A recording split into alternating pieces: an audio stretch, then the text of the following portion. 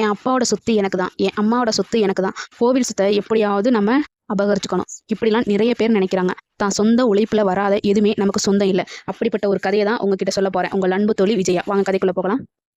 கோவில் சொத்து. தைப்பூச திருவிழா. எல்லா கோவில்களிலும் இருந்தும் காவிரி ஆற்றுக்கு சுவாமி புறப்பாடு உண்டு. திருச்சி பூலோகநாதர் சுவாமி கோவிலிலிருந்து சுவாமி புறப்பட்டது. நானும் என் தமையனார் ஒருவரும் கொடியை சுருட்டி சுவாமி கூடவே தூக்கி கொண்டு சென்றோம். அன்று அதற்கு கூலி அரையனா, இன்றைய 3 காசு. ஆற்றுக்கு போய் திரும்பவும் கோயிலுக்கு கொடியை கொண்டு வந்து சேர்த்தோம். அப்போது மாலை மணி 7 இருக்கும். எங்களுக்கு இன்னும் காசு தரவில்லை. ஆதலால் எதிர்பார்த்து காத்திருந்தோம். அந்த சமயம் கோவிலில் எரியும் விளக்கு அணையும் நிலையில் இருப்பதை பார்த்த என் தமையன் சென்று அதனை தூண்டிவிட்டார். அதை பார்த்து கொண்டிருந்த என் தந்தை அவரை ஓங்கி முதுகில் ஒரு அறை அறைந்தார்.